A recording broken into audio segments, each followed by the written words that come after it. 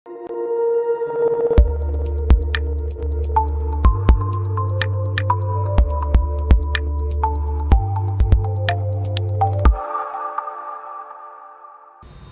all, welcome to School Guru Learning App. നമ്മൾ 10th സ്റ്റാൻഡേർഡിൽ ഓരോരോ സബ്ജക്റ്റുകൾ നമ്മൾ ജസ്റ്റ് ഇങ്ങനെ സ്റ്റാർട്ട് ചെയ്തുകൊണ്ടിരിക്കുകയാണ് അല്ലേ? അപ്പോൾ നമ്മുടെ സ്കൂൾ ഗുരു ലേണിംഗ് ആപ്പ് നിങ്ങൾക്ക് എല്ലാ രീതിയിലുള്ള ഫെസിലിറ്റീസും തന്നുകൊണ്ട് മുന്നോട്ട് പോകുന്ന ഒരു ആപ്പാണ്. സോ നമ്മൾ ഇന്ന് ഡിസ്കസ് ചെയ്യാൻ പോകുന്നത് നമ്മുടെ സയൻസിൽ ഏറ്റവും ഇമ്പോർട്ടൻ്റ് ആയിട്ടുള്ള ഒരു പോർഷൻ തന്നെയാണ് നമ്മൾ ഈ പറയുന്ന ബയോളജി.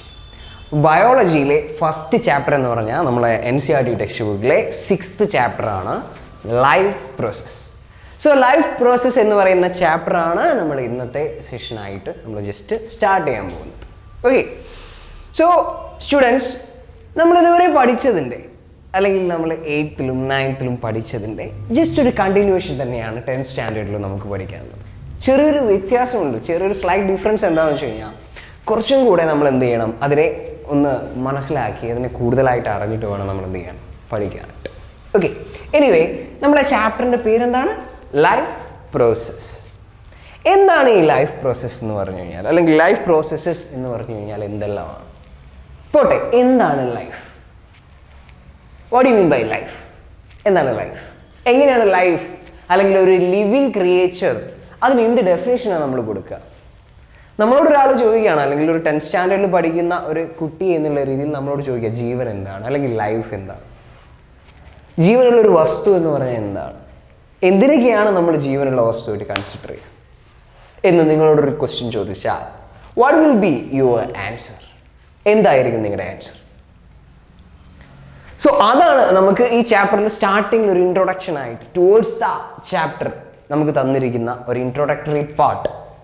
അതാണ് ലൈഫ് എന്താണ്, എങ്ങനെയാണ് ലൈഫിനെ നമ്മൾ ഡിഫൈൻ ചെയ്യുക, എന്തൊക്കെ പേഴ്സ്പെക്റ്റീവ്സിലൂടെ നമ്മൾ ആലോചിക്കുമ്പോൾ അല്ലെങ്കിൽ തിങ്ക് ചെയ്യുമ്പോഴാണ് ലൈഫ് അല്ലെങ്കിൽ ലൈഫ് പ്രോസസ്സ് എന്ന് പറയുന്ന ഒരു കൺസെപ്റ്റിലേക്ക് നമ്മൾ എത്തുന്നത്. ഇങ്ങനെയുള്ള കാര്യങ്ങളൊക്കെയാണ് നമുക്കൊരു ഇൻട്രൊഡക്ഷൻ ആയിട്ട് ഇവിടെ തന്നിരിക്കുന്നത്. സോ നിങ്ങൾക്കറിയാം അല്ലേ, ലിവിങ് ക്രിയേച്ചേഴ്സ് എന്തൊക്കെയാണെന്ന് ചോദിച്ചു കഴിഞ്ഞാൽ, അല്ലെങ്കിൽ ലിവിങ് ബീങ്സ് എന്തൊക്കെയാണെന്ന് ചോദിച്ചു കഴിഞ്ഞാൽ നമുക്ക് പറയാം, നമ്മളുൾപ്പെടെ നമ്മൾ ചുറ്റുവട്ടം നമ്മുടെ സറൗണ്ടിങ്സിൽ കാണുന്ന ഡിഫറെൻറ്റ് കൈൻഡ്സ് ഓഫ് സ്പീഷീസ് അല്ലേ, പല കൈൻഡ്സ് ഓഫ് ആനിമൽസ് ഉണ്ട് അല്ലേ. നമ്മൾ കാണുന്ന ഉറുമ്പ് മുതൽ നമ്മൾ മനുഷ്യന്മാർ വരെ, from an ant to a man, living being ആണ്. അതുപോലെ തന്നെ നമ്മൾ ഈ സറൗണ്ടിങ്സിൽ അല്ലെങ്കിൽ നമ്മളെ എൻവയോൺമെൻറ്റിൽ കാണുന്ന ചെറിയ ചെറിയ പ്ലാന്റ്സ് മുതൽ വലിയ ട്രീസ് വരെ അല്ലേ, ഇവയൊക്കെ എന്താണ് മക്കളെ? ലിവിങ് ബീയിങ്സ് ആണ് അല്ലെങ്കിൽ ലിവിങ് തിങ്സ് ആണ്. സോ എങ്ങനെയാണ് ഒരു ലിവിങ് തിങ്ങിനെ നമുക്ക് ഡിഫൈൻ ചെയ്യാൻ പറ്റുക? എങ്ങനെയാണ് ഡിഫൈൻ ചെയ്യാൻ പറ്റുക? സോ ആ ഒരു കൺസെപ്റ്റിലേക്കാണ് നമ്മൾ ഈ ചാപ്റ്ററിൽ വരുന്നത്. ഓക്കെ, സോ ആദ്യം തന്നെ നിങ്ങൾക്കൊരു ക്വസ്റ്റ്യൻ ആയിട്ട് തന്നിരിക്കുന്നത്, how do we tell the difference between what is alive and what is not alive? എന്താണ് ജീവനുള്ള ഒരു വസ്തു, ജീവനില്ലാത്തൊരു വസ്തുവും തമ്മിലുള്ള വ്യത്യാസം എന്നുള്ളൊരു ക്വസ്റ്റ്യൻ നിങ്ങൾക്ക് തന്നിരിക്കുകയാണ്. നിങ്ങൾ തന്നെ ജസ്റ്റ് ഒന്ന് ആലോചിച്ച് നോക്കുക. If you see a dog running, or a cow chewing cud, or a man shouting loudly on the street, we know that these are living beings. ഈ പറയുന്ന കാഴ്ചകളൊക്കെ നമ്മൾ കാണുമ്പോൾ, ഒരു ചെറിയ പട്ടിക്കുട്ടി ഓടിപ്പോകുന്നത് കാണുമ്പോൾ, അതുപോലെ തന്നെ ഒരു കൗ ച്യൂ ചെയ്യുന്നത് കാണുമ്പോൾ, ഒരു മാൻ ഒരു സ്ട്രീറ്റിൽ നിന്ന് ഉറക്കെ ഷൗട്ട് ചെയ്യുന്നത് കാണുമ്പോൾ ഒക്കെ നമുക്ക് മനസ്സിലാവുന്ന ഒരു കാര്യം, ഈ 3 ഇൻസ്റ്റൻസുകളിലും ഒക്കെയുള്ള ബീയിങ്സ് ലിവിങ് തിങ്സ് ആണ്, അല്ലെങ്കിൽ ജീവനുള്ള വസ്തുക്കളാണ്. What if the dog or the cow or the man were asleep? Suppose ഇവരൊക്കെ ഒരു വർക്ക് ചെയ്തുകൊണ്ടിരിക്കുമ്പോഴാണ് നമുക്ക് ലിവിങ് തിങ് ആണെന്ന് തോന്നുന്നത് എന്ന് വിചാരിച്ചു. എന്നാൽ അവ ഉറങ്ങിക്കിടക്കുമ്പോഴോ അല്ലെങ്കിൽ സ്ലീപ്പിലാണെങ്കിലോ ലിവിങ് അല്ലേ എന്നൊരു ക്വസ്റ്റ്യൻ കൂടെ ചോദിച്ചു. We would still think that they were alive, but how did we know that? We see them breathing and we know that they are alive. Yes, പലപ്പോഴും അങ്ങനെയാണ്. ചെറുപ്പത്തിലൊക്കെ നമ്മുടെ ചൈൽഡ്ഹുഡ് പീരീഡിലൊക്കെ നമ്മളെ പാരൻസ് അല്ലെങ്കിൽ നമുക്ക് വേണ്ടപ്പെട്ട റിലേറ്റീവ്സ് ഒക്കെ നമ്മളെ ജസ്റ്റ് ഒന്ന് ചിൽ ഔട്ട് ചെയ്യാനൊക്കെ വേണ്ടി വീട്ടിലേക്ക് വരുമ്പോൾ പെട്ടെന്ന് എന്തോ പറ്റിയ പോലെയൊക്കെ കിടക്കാറുണ്ട് അല്ലേ, ശ്വാസമൊന്നും ഇല്ലാതെ. അപ്പോൾ നമ്മൾ ചെറിയ വാവുകളൊക്കെ എന്ത് ചെയ്യും, പോയി ശ്വാസം ഉണ്ടോ എന്നൊക്കെ നോക്കും, അല്ലെങ്കിൽ നമ്മൾ ഈ സിനിമയിലൊക്കെ കണ്ടിട്ടുണ്ടല്ലേ ശ്വാസം ഉണ്ടോ എന്ന് നോക്കുന്നത്. സോ ബ്രീത്ത് ഉണ്ടോ ഇല്ലേ എന്നുള്ളതിൻ്റെ ബേസിൽ മാത്രമാണോ നമുക്കൊരു തിങ് ലിവിങ് ആണോ അല്ലേ എന്ന് തീരുമാനിക്കാൻ പറ്റുക? അതാണ് അവിടെ പറഞ്ഞത്. ഇനി വാട്ട് അബൌട്ട് പ്ലാന്റ്സ്? അങ്ങനെ ബ്രീത്തിങ്ങിൻ്റെ കേസിൽ മാത്രമാണ് എങ്കിൽ പ്ലാന്റ്സിൻ്റെ കേസ് എന്താണ്?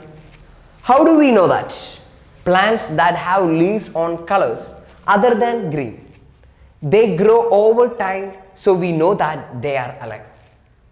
Some will say. In other words, we tend to think of some sort of movement, either growth related or not, as common evidence for being alive. അപ്പോൾ പലപ്പോഴും നമ്മൾ കോമൺ തിങ് ഫോർ അലൈവ് എന്ന് പറയുന്നത് ഒന്നെങ്കിൽ breathing ആണ് നമ്മൾ consider ചെയ്യുന്നത്, രണ്ടാമത്തത് മൂവ്മെൻറ്റ് റിലേറ്റഡ് ആയിട്ടുള്ള കാര്യങ്ങളാണ്. ഒന്നെങ്കിൽ നടക്കാൻ, അല്ലെങ്കിൽ ഒരു പോയിന്റിൽ നിന്ന് മറ്റൊരു പോയിന്റിലേക്ക് മൂവ് ചെയ്യാൻ പറ്റുന്നത്. ഒബ്വിയസ്ലി ആനിമൽസ് അല്ലെങ്കിൽ ആനിമൽ കിങ്ഡം എന്ന് പറയുന്ന കാറ്റഗറിയിൽ മോസ്റ്റ് പ്രോബബ്ലി എല്ലാത്തിനും എന്ത് ചെയ്യാൻ പറ്റാറുണ്ട്? മൂവ് ചെയ്യാൻ പറ്റാറുണ്ട് അല്ലേ? എന്നാൽ നമ്മൾ പ്ലാന്റ്സിൻ്റെ കേസ് പറയുമ്പോഴോ മൂവ്മെൻറ്റ് മാത്രം വെച്ചുകൊണ്ട് അതിന് ജീവനുണ്ടോ ജീവനില്ലേ എന്ന് നമുക്ക് പറയാൻ പറ്റുമോ? പറ്റില്ല. കാരണം പ്ലാന്റ്സ് മൂവ് ചെയ്യുന്നില്ല. ഉണ്ടോ? മൂവ് ചെയ്യുന്നുണ്ടോ? ഇല്ല. പക്ഷേ അത് ജീവനുള്ള വസ്തുവാണ്. There are or living being അല്ലെങ്കിൽ ലിവിങ് തിങ് ആണ്. സോ അങ്ങനെ ഒരൊറ്റ ഫാക്ടർ വെച്ചുകൊണ്ടല്ല നമ്മളൊരു വസ്തു ജീവനുണ്ടോ ജീവനില്ലേ എന്ന് പറയുന്നത് എന്നുള്ളൊരു കൺസെപ്റ്റിലേക്കാണ് നമ്മളെ NCERT ടെക്സ്റ്റ് ബുക്ക് നമ്മളെ കൊണ്ടുവന്ന് എത്തിക്കുന്നത്. But a plant that is not visibly growing is still alive. നമ്മളൊരു പ്ലാന്റ് കാണുമ്പോൾ അത് വിസിബിളി ഗ്രോയിങ് അല്ല, വളരുന്നില്ല. ഇനി വളർച്ചയുണ്ടെങ്കിലും നമുക്കതൊരു ലിവിങ് തിങ് ആണെന്നുള്ളത് കേസിലേക്ക് എത്താം അല്ലേ?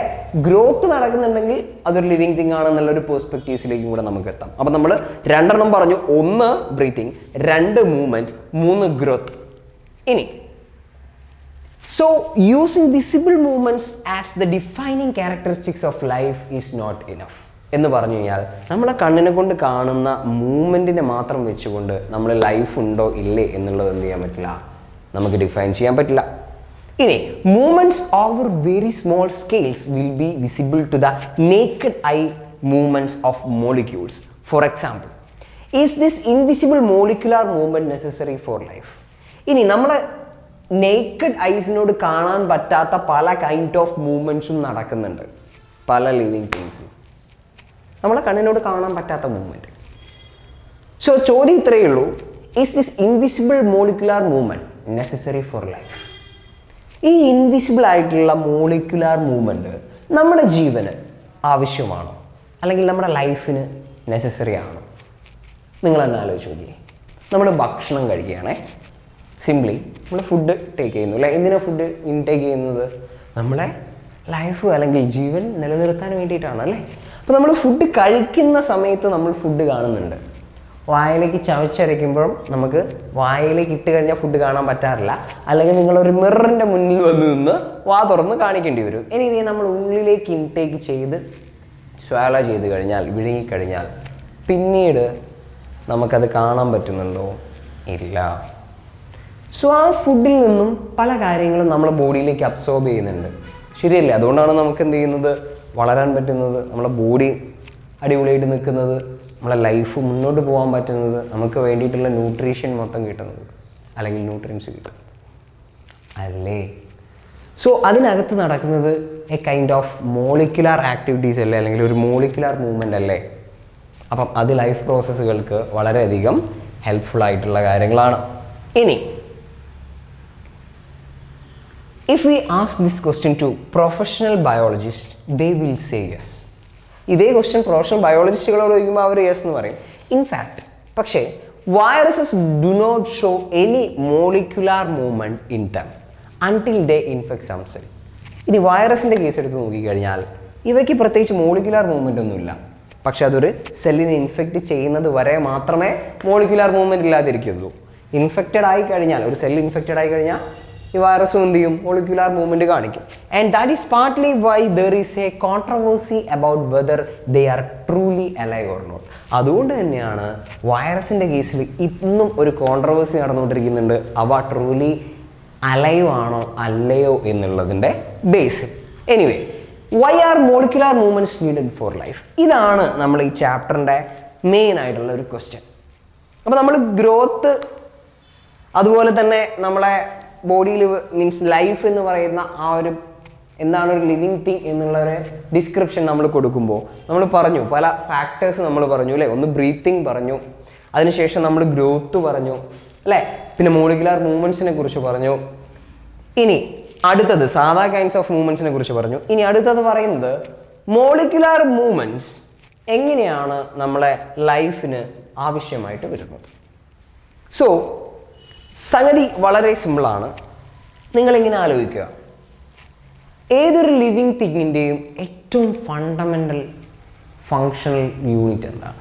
Basic fundamental and functional unit എന്താണ്? ഏറ്റവും അടിസ്ഥാനപരമായിട്ടുള്ള ബിൽഡിംഗ് ബ്ലോക്ക് എന്താണ്? Yes, exactly, that's the answer, cell അല്ലേ. ഒരു സെല്ലാണ് മക്കളെ എന്ത്, ഒരു ലിവിങ് തിങ്ങിൻ്റെ അല്ലെങ്കിൽ ഒരു ലിവിങ് ബീയിങ്ങിൻ്റെ ഏറ്റവും ഫങ്ഷണൽ യൂണിറ്റ്, ഏറ്റവും ബേസിക് ഫങ്ഷണൽ യൂണിറ്റ്.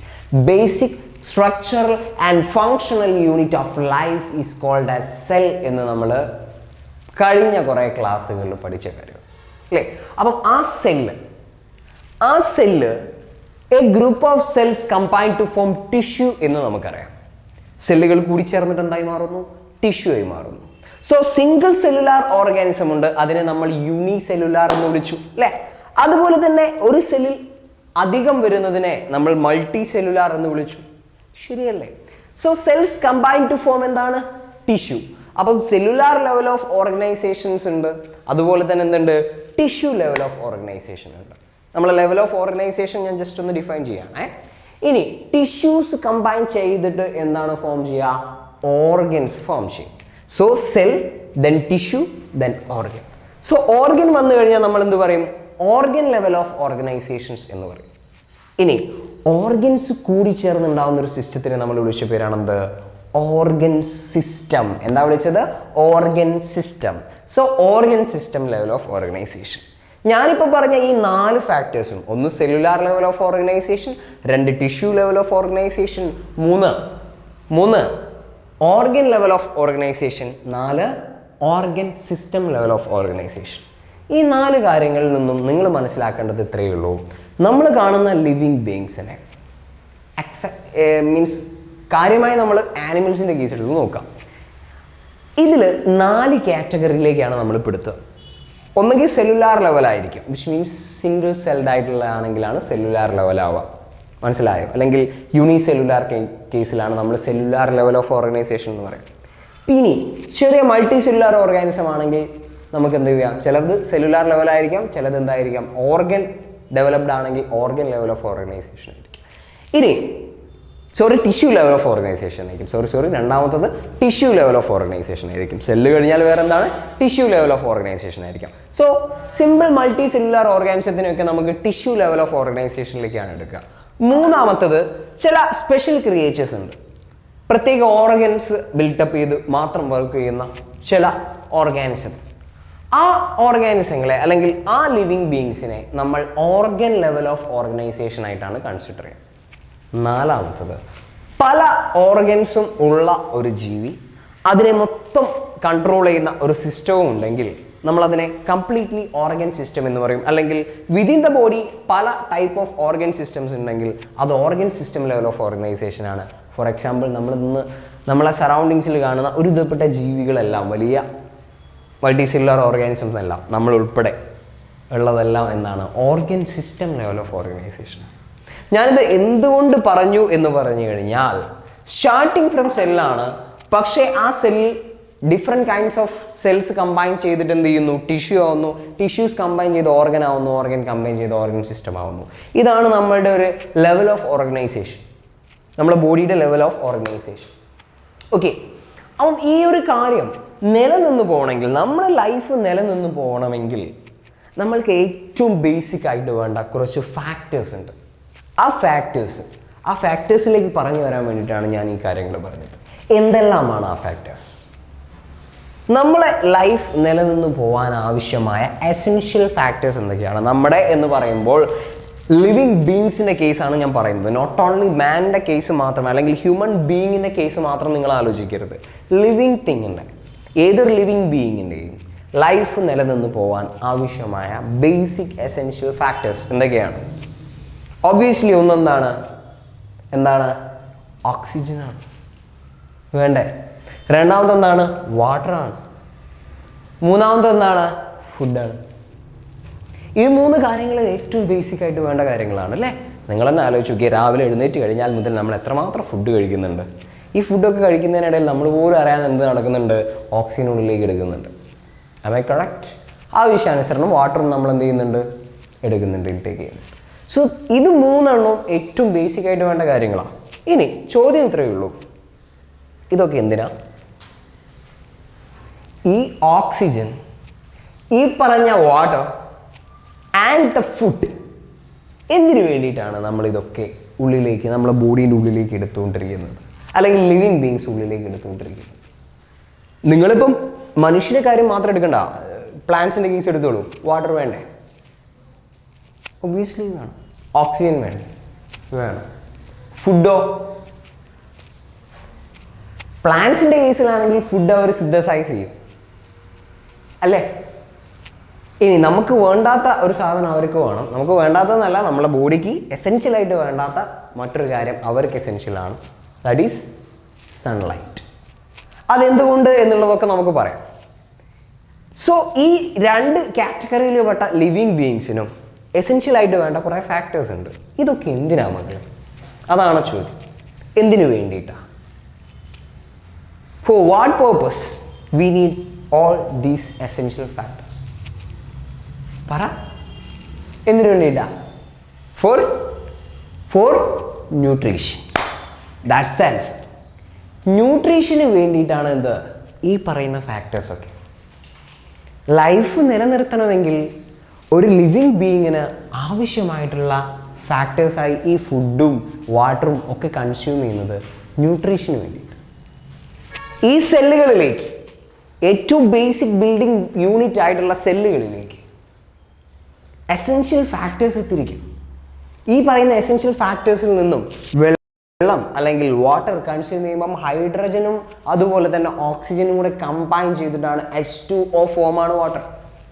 അതിൽ നിന്ന് നമ്മൾക്ക് ആവശ്യമായിട്ടുള്ള രീതിയിൽ ആ ഹൈഡ്രജനെ യൂസ് ചെയ്യാൻ, അതുപോലെ ഓക്സിജനെ യൂസ് ചെയ്യാൻ, നമ്മുടെ സെല്ലുകളിലേക്ക് എത്തിക്കാൻ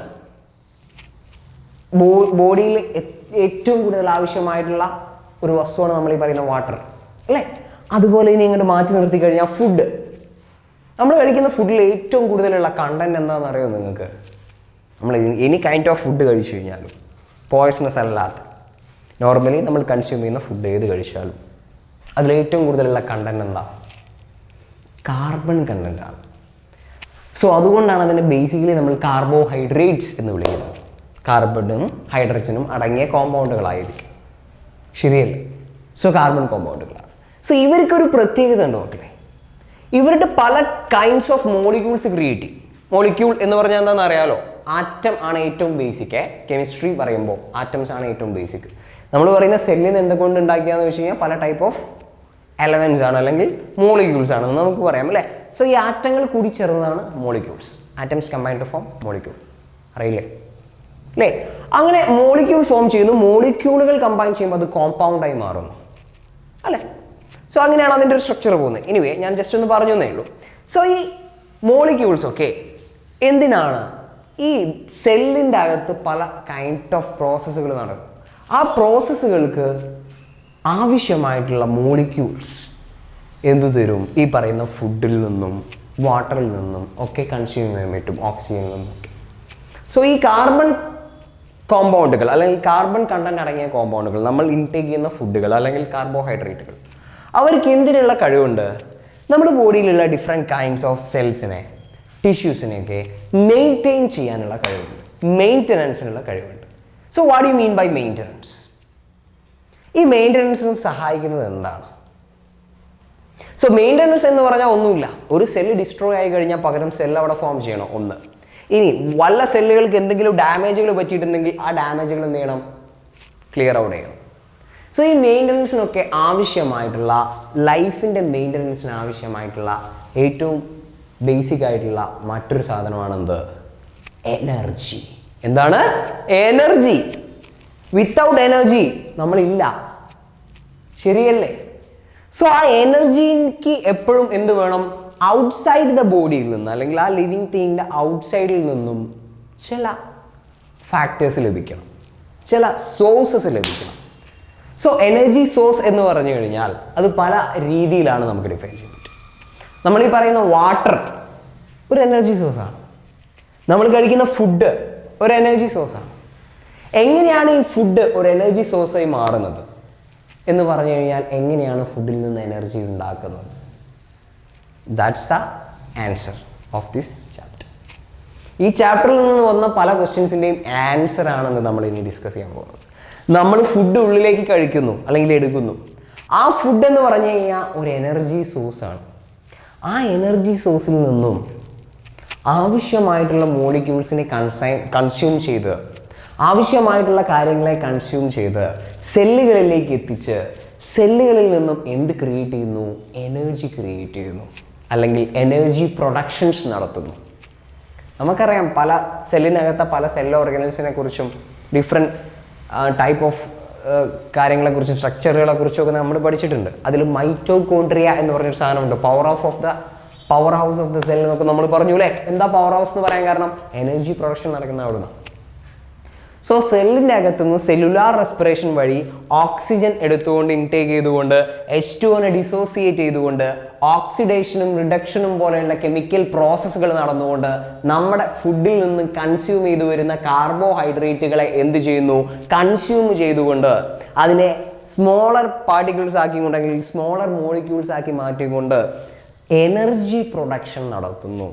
And that energy is used for the maintenance of life activities.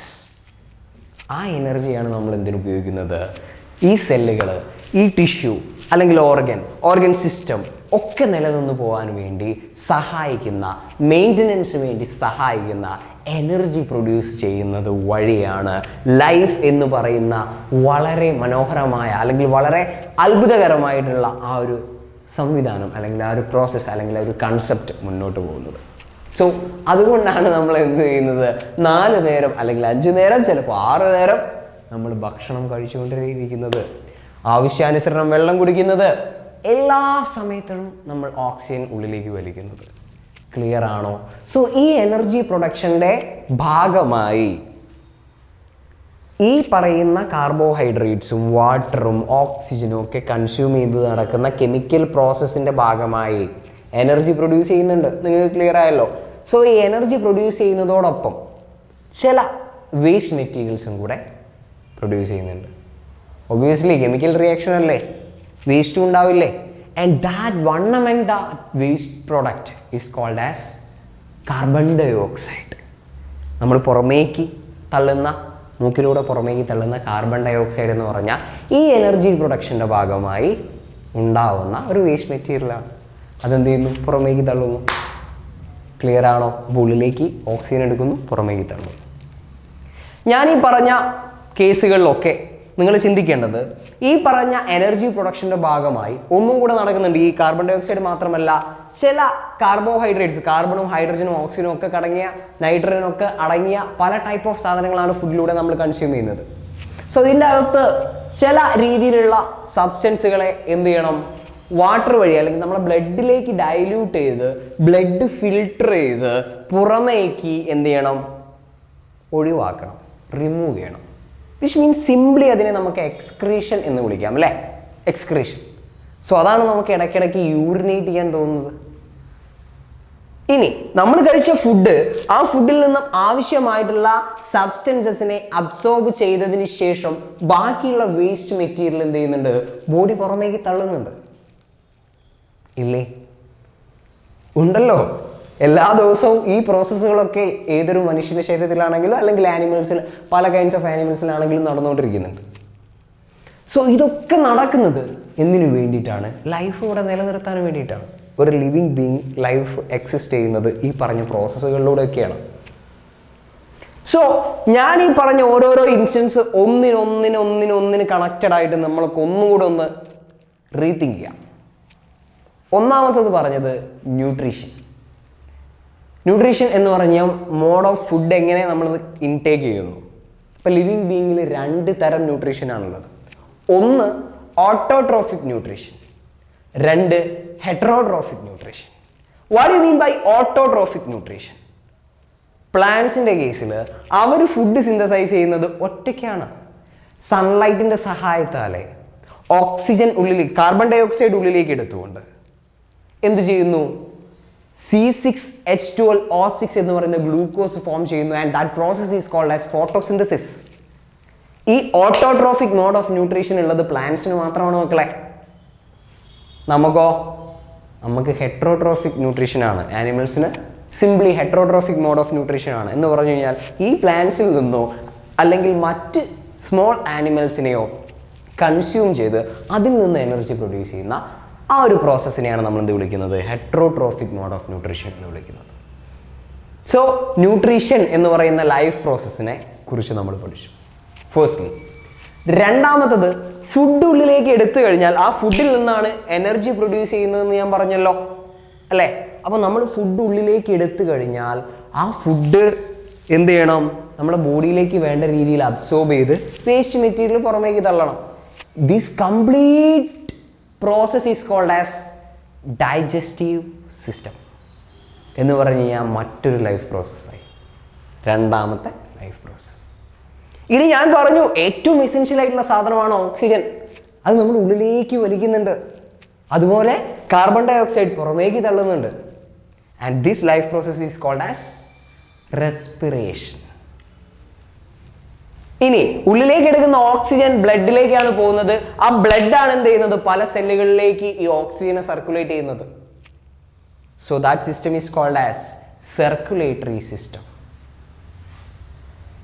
ഇനി ഫുഡ് മെറ്റീരിയൽസിന്റെ ബാക്കി വരുന്ന വേസ്റ്റ് റെമനൻസിനെ, അല്ലെങ്കിൽ ഈ പറയുന്ന എനർജി പ്രൊഡക്ഷൻ നടന്നതിന് ശേഷം വരുന്ന വേസ്റ്റിനെ പുറമേക്ക് തള്ളുന്നത് യൂറിൻ വഴിയാണെന്ന് ഞാൻ പറഞ്ഞു.